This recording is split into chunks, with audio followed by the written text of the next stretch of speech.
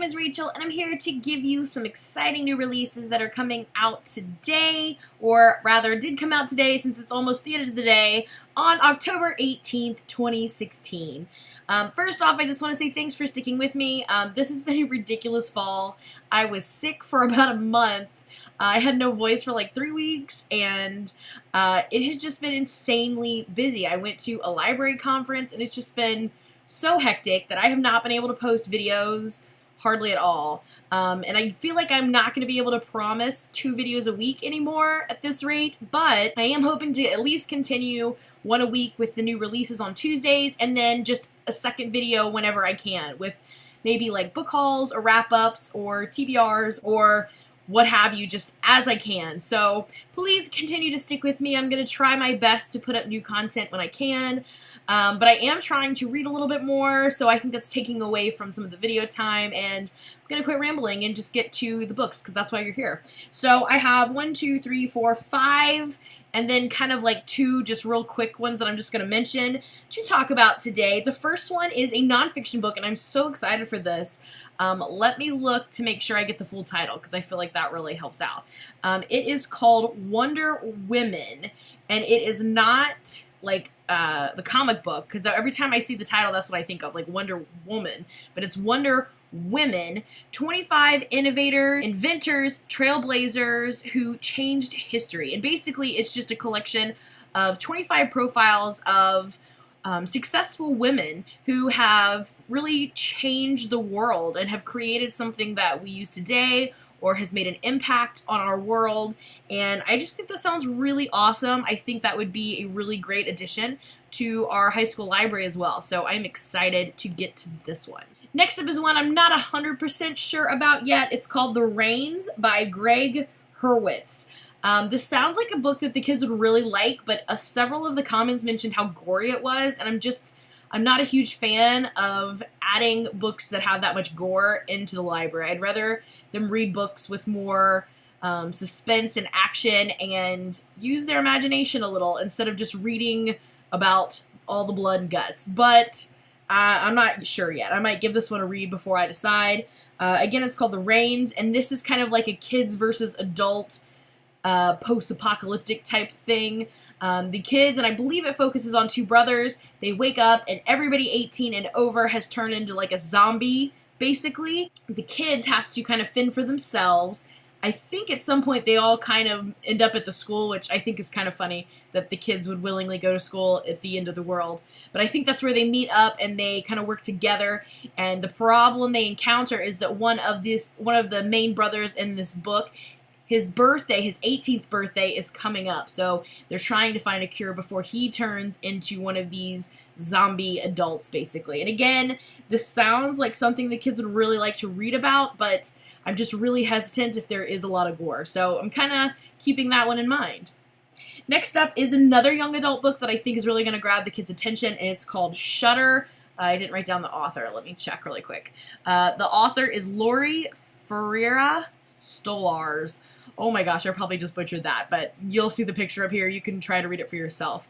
I don't quite know exactly what this book is about. Like, I have kind of an idea, and that's what I'm going to share, but I feel like with mysteries, you don't ever want to know too much about it when you go into it. But basically, this follows the story of 2 teenagers. One is a 16-year-old boy who has escaped either from custody or prison, I couldn't tell, and is on the run from the police. He's accused of murdering, I think, his parents, and he claims he's innocent, and he's on the run, and either before or after this, he has met up with this girl who really takes the world in through her camera, which I think is where they get the title of Shutter, and she doesn't believe that he's done this. She's kind of seen the other side of him, and they have to decide if this kid really committed this crime, and if not, who else did. And it sounds like a really interesting mystery for the kids. I think they would like this, especially usually when it's like adults versus kids. They just like that kind of atmosphere because they look at life like that anyway. So I think this will be an interesting one to look into. Next up is a book. I think this is probably more middle grade. It's the first in a new series. The series is called The Muncham Academy, and it's by Commander St. Bolivar III. And the first book in this new series is called The Boy Who Knew Too Much, and it follows, again, two brothers who, one was kind of the good son, one was the bad son, and I believe the bad son was already sent to this academy, which is like a reform school, and the good son does something that prompts his parents to send him to the reform school as well. And when they're both reunited at this reform school, they realize that most of the kids are kind of out of control, even for a reform school, and that something seems kind of off. And when they catch wind that the headmaster has a plan to really get at these students, they decide they need to save the older brother, the quote-unquote bad son, and they, I think, try to sneak out. And the part that really got me, it really kind of threw me at the very end of this summary. It says, and that's how the world's greatest thief got his start. So I have no idea how that even connects, but that totally grabbed my attention. The cover of this looks cute, and I think the middle grade students would really enjoy this, so I'm definitely going to be looking into this one. And last up, I have one that I don't know much about at all, but the title caught my attention, and the cover caught my attention, and I am super excited for this. It's called His Bloody Project, Documents Relating to the Case of Roderick McRae. This is by Graeme McRae Burnett.